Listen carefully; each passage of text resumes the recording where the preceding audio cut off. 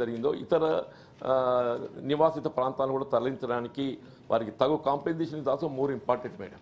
వాళ్ళు పూర్తి వారి యొక్క నివాసితము జీవనోపాధి కోల్పోతారు కాబట్టి వారికి కావాల్సినటువంటి ఒక జీవనోపాధి నివాసిత గృహాలు ఇవన్నీ కూడా ఏర్పాటు చేయటం మన బాధ్యత భావించాలి.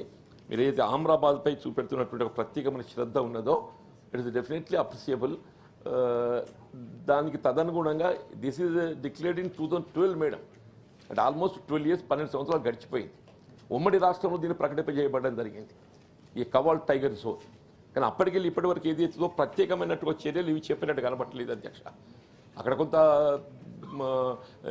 ఆదివాసీలు ప్రత్యేకంగా గోండుగూడాలు ఉంటాయి సార్, కోయగూడాలు ఉంటాయి, లంబాడి తండాలు ఉంటాయి.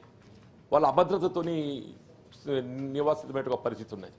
కాబట్టి గౌరవ మంత్రి గారిని ఏదైతుందో మీరు అమరాబాద్లో తీసుకున్న చర్యలకు అనుగుణంగా ఈ కవాల్ టైగర్ జోన్ కూడా ఆ విధమైన చర్యలు చేపట్టి ఆ ప్రాంతం నివాసితులు ఉన్నటువంటి ఒక గిరిజనులకు తగు భద్రత కల్పిస్తూ ఇటు పులుల సంరక్షణ కూడా ప్రధానమైన ఆ పులుల సంరక్షణ కొరకు కూడా ప్రత్యేకమైన శ్రద్ధలు తీసుకోవాలని చెప్పని మీ గౌరవ సభ ద్వారా మిమ్మల్ని కోరుతున్నాను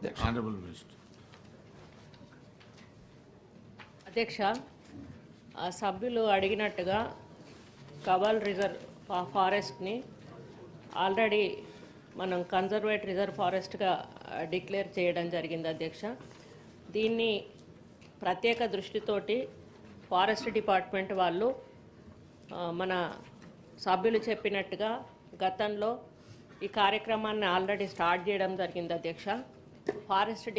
ఫారెస్ట్ ఏరియాలో ఉన్నటువంటి గిరిజనులు కానీ చెంచులు కానీ అటువంటి వాళ్ళు ఉండడం వలన అటు వాళ్ళ కుటుంబాలకు ప్రమాదము, అదేవిధంగా అక్కడ జీవిస్తున్నటువంటి పులులకు కానీ సింహాలకు కానీ ఇతర వన్యప్రాణులకు కానీ ఇబ్బంది జరుగుతుంది అనేటువంటి ఆలోచనతోటి ప్రభుత్వం ఆల్రెడీ కొన్ని గ్రామాలను తరలించడం జరుగుతుంది అధ్యక్ష. తరలించడం జరిగింది. వాళ్ళకు కావాల్సిన సదుపాయాలు కూడా ఏర్పాటు చేయడం జరిగింది అధ్యక్ష. కాకపోతే వాళ్ళు సంవత్సరాల తరబడిగా అక్కడ ఆ ప్రాంతానికి అలవాటు పడ్డ వాళ్ళు కాబట్టి వాళ్ళల్లో కొంత అవగాహన కల్పించి వాళ్ళను ఒప్పించి మెప్పించి బయటికి తీసుకురావాల్సిన అవసరం ఉంది అధ్యక్ష. మరి అదే కార్యక్రమము ప్రభుత్వం చేస్తూ ఉంది అధ్యక్ష. మా అధికారులకు ఆల్రెడీ మేము ఆదేశాలు కూడా ఇవ్వడం జరిగింది. మ్యాక్సిమము ఫారెస్ట్ లోపల ఉన్న ప్రతి ఒక్క మరి కుటుంబాన్ని కూడా బయటకు తీసుకురావాలి. బయటకు తీసుకొచ్చి వాళ్ళను ఊరికే వదిలేయకుండా వాళ్లకు ఇండ్లు కట్టి హౌసింగ్ నిర్మాణం చేసి వాళ్ళకు అన్ని ఫెసిలిటీస్ కల్పించి వాళ్ళకు బ్రతుకుదెరువు చూపించి వాళ్ళకు కొంత మరి ఆర్థిక సహాయం కూడా అందించి అక్కడ పిల్లలకు చదువుకోవడానికి కావలసిన ఏర్పాట్లు అవన్నీ చేసి మరి వాళ్ళను ఒక మంచి వాతావరణంలో బతికే విధంగా కార్యక్రమాలు చేపట్టాలని చెప్పి మేము అధికారులను ఆదేశించడం జరిగింది అధ్యక్ష. దాంట్లో భాగంగానే మరి 2 తండాలను తరలించాము. మరి ఇతర గ్రామాలను కూడా తరలించే కార్యక్రమము ఒకటొకటిగా మరి మేము తీసుకోవడం జరుగుతుంది అధ్యక్ష. మరి దీంట్లో ఒక్కొక్క కుటుంబానికి 15 లక్షల ప్యాకేజు ఇవ్వడం జరుగుతుంది అధ్యక్ష. మరి వాళ్ళకు అగ్రికల్చర్ ల్యాండ్ అట్లాంటివి కూడా సదుపాయాలు కూడా కల్పించడం జరుగుతుంది.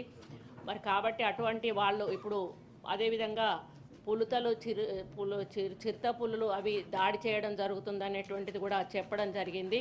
ఆ విషయంలో కూడా మరి రాబోయే రోజుల్లో మరి ఎటువంటి చర్యలు తీసుకోవాలనేది కూడా మేము డిస్కషన్ చేస్తున్నాం అధ్యక్ష. ఇక్కడ ఇప్పుడు దాడి చేసేటివి మన ఫారెస్ట్లో ఉన్నటువంటి పులులు అవి కావు అధ్యక్ష. మహారాష్ట్ర నుంచి సడన్గా వచ్చి అవి దాడి చేసి మళ్ళీ వెళ్ళిపోతూ ఉన్నాయి. మన వాళ్ళకి ఆల్రెడీ అక్కడ ఉన్నటువంటి రైతులకు కూడా మేము పదే చెప్తా ఉన్నాము, 10 గంటల కంటే ముందు అడవిలోకి వెళ్ళకండి, 5 గంటల తర్వాత అడవిలో ఉండకండి. ఆ టైంలోనే ఎక్కువగా అవి మరి దాడి చేసే ప్రయత్నం చేసే అవకాశం ఉంటుంది అని చెప్పినా వాళ్ళు కొంత అదే వ్యవసాయ కార్యక్రమాలకు వెళ్ళడం వల్ల అనుకోని సంఘటనలు జరిగినాయి అధ్యక్ష. ఇది బాధాకరం. కాకపోతే అంతకుముందు యానిమల్ కాన్ఫ్లిక్ట్లో చనిపోయిన వాళ్ళకి 5 లక్షలు మాత్రమే ఆర్థిక సహాయం అందించేవాళ్ళు అధ్యక్ష. అది కూడా సంవత్సరాల తరబడి పెండింగ్ ఉంది పోయిన ప్రభుత్వంలో. అవన్నీ కూడా మేము వచ్చినాక క్లియర్ చేయడం జరిగింది అధ్యక్ష. ఆ 5 లక్షల దాన్ని 10 లక్షలకు పెంచుతూ ₹1 కోటి డిపాజిట్ కూడా మేము పెట్టడం జరిగింది. ఇన్సిడెంట్స్ జరిగిన వెంటనే 24 గంటల లోపలనే ఆ ప్రభుత్వానికి 10 లక్షల చెక్కు అందజేయడం